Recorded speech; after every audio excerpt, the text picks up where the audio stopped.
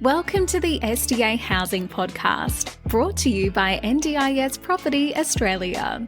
Before starting this episode, we need to provide a general disclaimer. Information contained in this podcast is general in nature only. It does not take into account the objectives, financial situation, or needs of any particular person. You need to consider your financial situation and needs before making any decisions based on the information in this podcast. And you should consider seeking independent and professional advice for your personal circumstances. All right, let's begin. Welcome back to another episode of the SDA Housing Podcast. Today we're joined by Natalie from BlitzIt, and she's just going to be talking to us a little bit about plan management and what plan management is, how it's important for participants to get. So, Natalie, do you just want to start us off by telling us a little bit about BlitzIt and what it is? Hello, everyone. Yeah, thank you. So BlitzIt Plan Manager is an NDIS registered plan manager. We're located in Windsor in the Hawkesbury. So the full team works from the office in Windsor. However, as plan management can all be done online, we do service participants Australia-wide. So BlitzIt started off with Leanne Carr, who's the director, in 2016. So she was working from her lounge room, which slowly grew into a team of about 4 people, including myself, also working from her lounge room.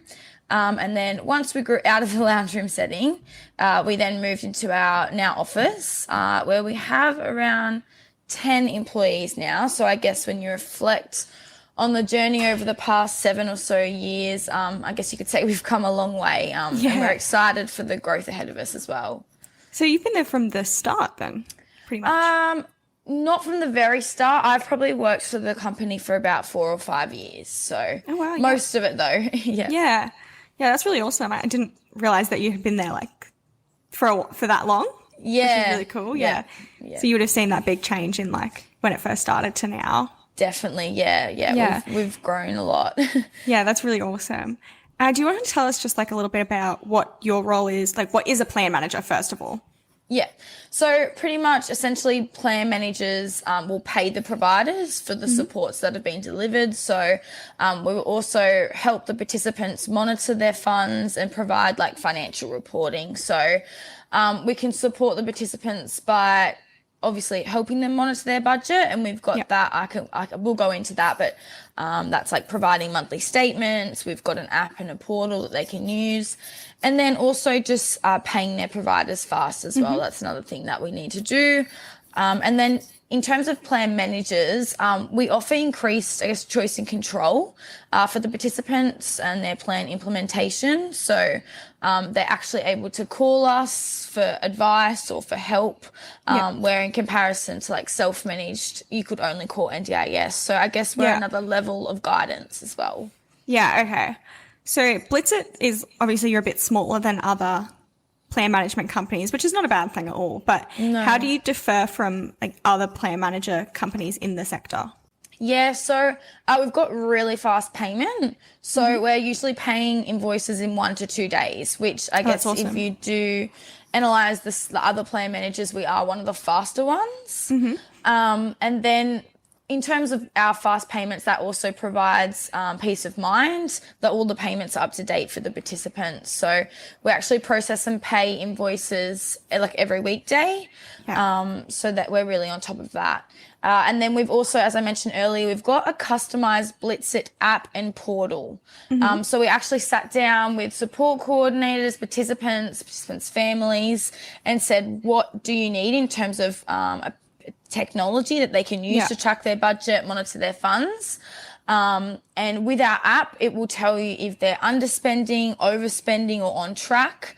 It's like a traffic light system. So if they're overspending, it would be red. If they're on track, it's green. And then it has really easy to read graphs as well, giving them the like average monthly spendings, target average spendings, like an estimated consumption date as to when those funds are going to exhaust. And then it will also list all the invoices that we've paid to each provider. It is live. So as soon as we pay an invoice or process it, it will come straight up on their app. Oh, that's really cool. Yeah. and it's got the details of those invoices as well. So if they've like in terms of dates, codes that we've used, quantities, hourly rates, and so on. And then they'll also be able to see how much they've spent with each provider as well. So it really breaks it down. So particularly for support coordinators, they can use that when they're on the go, meeting with participants, and they can just log in with one login. So they've got like, for example, 10 participants with us, they'll just have the one login. And then they can view all that information. So it is really user-friendly. And we've had some really good feedback about it. So the portal is also available, which is very similar to the app, but just accessible via our websites. And then we've also got monthly statements. So these are emailed out each month.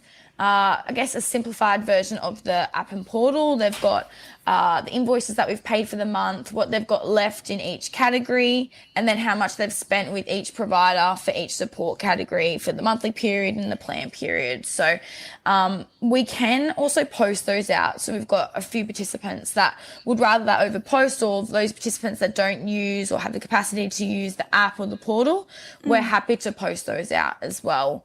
And then I guess in terms of our online service agreement, that literally takes 3 minutes. Once they've signed up with us, we'll call them, introduce ourselves, let them know that they've been put in our system, give them their login details. But I am also happy to come meet with participants face-to-face. So particularly those regional areas, if people want the face-to-face meetings, I'm happy to come meet to get a service agreement signed. Yeah, that's awesome. So participants can also request if they want to speak to the one person each time, so they can have their own personalised plan manager. They can also request for that each time they call. That's great. Yeah. That's really awesome. You guys really kind of do it all, hey? Like I feel like an app it makes things so much easier, like, because you've just got everyone, like, it's just there.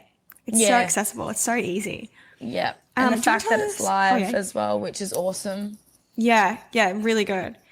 Do you want to just tell us a little bit about what your role is, like what you do with BlitzIt as a plan manager, what are your day-to-day sort of tasks? Yep. So I'm the National Relationships Manager. So I've started that role this year.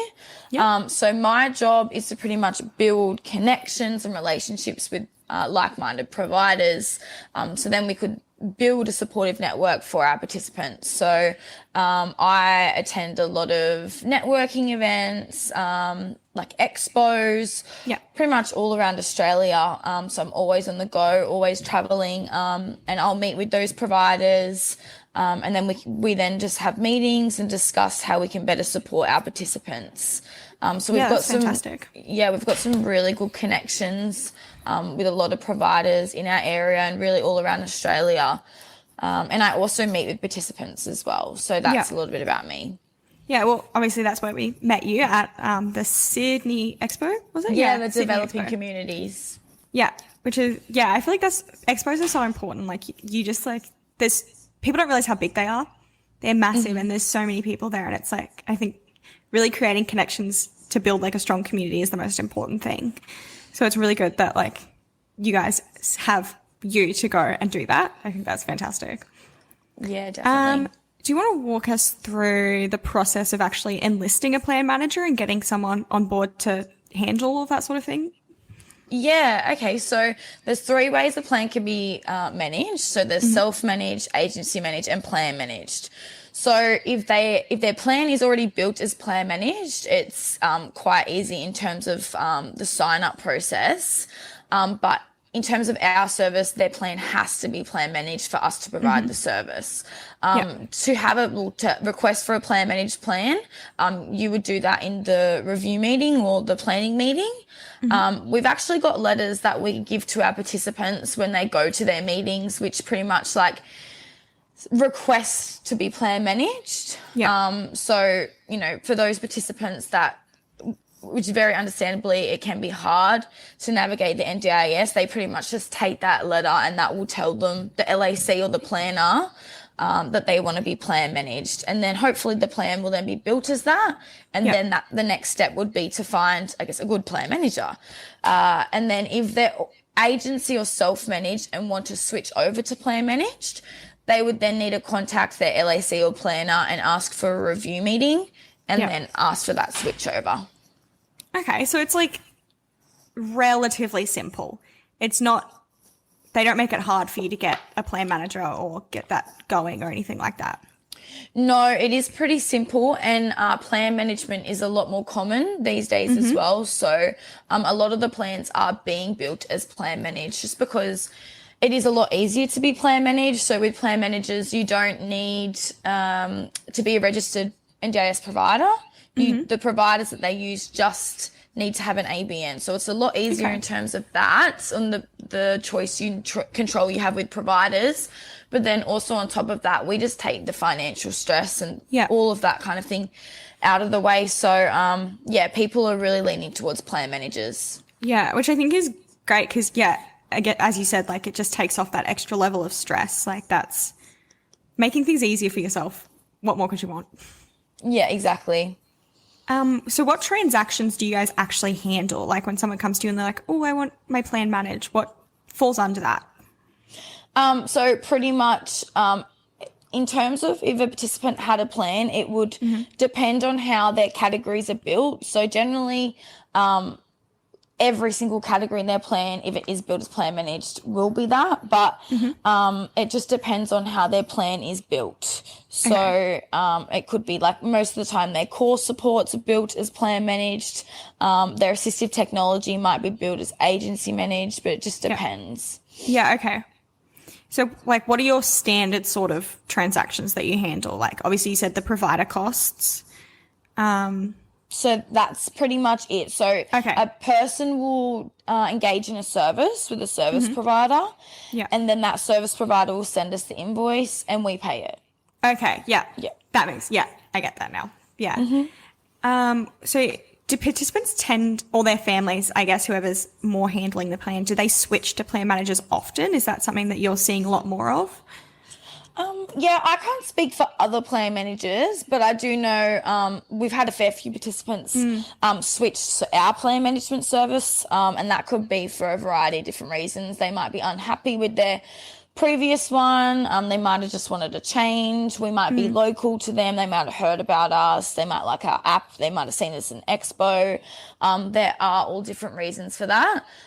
We don't really have many circumstances where people are switching from us to another one or leaving our service. So I'm not too sure about how common it is. But if we aren't the right fit for a participant, then we obviously respect their choice and control if they did want to leave our service. Yeah. Do you have people switching from agency or what was the other one, sorry? Self-managed. Self to plan? Often, often. We've had like a fair few participants come through that I meet at the expos in particular that might not understand the role of a plan manager. And then they come to us, we explain it and they go, oh, that would be so much easier. And then we say to them, oh, all you have to do, is go contact your LAC or your planner and go for a review, and then they would do that. So yeah, that's awesome. So how can people best prepare to get a plan manager? So they pretty much, I think the best thing we recommend is taking our letter to that review meeting. And then from there, that pretty much has everything included, and that just requests for a plan manager. Generally, they do request it, like they do get it, but it just depends on the circumstance and the participant situation. But the best way to prepare for it is really just go into the meeting and make sure that you say you want your plan to be plan managed. Yeah. And you can give your reasons why for that as well. For example, if it's because they're finding it hard to be self-managed and log into the portal, that could be a reason. Yeah. So it's really just, it's an extra level of stress that you just won't even have to worry about if you get a plan manager. Yeah. Are there any particular struggles within plan management that you're noticing at the moment? I guess the NDIS is always evolving and there's new changes always being introduced. So there was a new price guide as of the 1st of July. So there were a lot of changes with that price guide in terms of meals, new codes. So there's a lot to unpack in that small space of time. So it's just really about keeping up with the changes and understanding the changes, making sure that everyone in your team understands it. And then I think sometimes there is a bit of a misunderstanding of a plan manager's role as well, in terms of what we're actually responsible for and what we're not. So it's about explaining that to the participants and guiding them through that as well. Yeah. And I guess with those price changes and everything, current NDIS approval, is that affecting plan management at all or not really? It is. So with the approval process, what we're finding is it's where there's been a lot of delays in terms of NDIS. So if a participant submits a quote and a recommendation letter for an item or a service, what we're finding is it's taking up to or at least 6 weeks for the NDIS to come back and give a response with that. And then in that time, people are getting frustrated. And that's also 6 weeks that participant is then going without that service that they're in need of. So I think those delays are really impacting the participants and then also impacting us because we're getting calls, and sometimes I think the pressure gets put on us because people don't understand that it's not us that approves it, it's the NDIS. So we might get a call saying, you haven't approved this, why is it taking so long? And we then just have to explain the process to them. And, we've done everything we can do in the situation and just hope that NDIS, we can follow it up. But there's only so much we can do in terms of that as well. Yeah. Yeah. And my final question would probably be, what are your recommendations for participants who want to better manage their plan? Yeah, I think a support coordinator is really important. If they do have funding for a support coordinator, it's really important to engage with a good support coordinator who will be able to help them manage their supports. If they don't have support coordination, they can ask for that in their planning meeting. Yeah. But also just using the resources to track the budgets, tracking the budget regularly as well. So for us, we've got an app, we've got the portal, as I've mentioned. So logging into that whenever they can to make sure that they're on track, or if they're underspending, looking at ways that they can actually then engage in more services to utilize their plan. Yeah. Always reflecting on their goals as well. So their goals might have changed from their last plan. So and then just doing your research with providers. So getting the most you can in terms of your funding. So comparing the providers in terms of hourly rates, their quality of service. If they're not happy with someone, search the market. Don't kind of just go with the first provider you look at. But there are a lot of providers out there and good quality providers out there as well. So I guess that about sums it up. Thank you so much for joining us and telling us about plan management. It's something we haven't really discussed before, and I think it's a really important topic to get out there and have people know about. Because I'm sure there's people who don't know. Yeah, as you said, like you've had people come up to you at expos and they didn't even know plan managers were a thing, and they're like, oh, that's so much easier. So I think it's really important that we get that out there and get people knowing about it. Exactly. Yeah, thank you for having me. No, anytime. All right, thanks for listening, everyone. We hope you enjoyed this episode. Please make sure you are subscribed and following us so you can keep in the loop with all of our upcoming episodes. We would really appreciate it if you could leave us a 5-star rating, a written review, and to share this podcast with those that could benefit. Until next time, catch you on the next episode.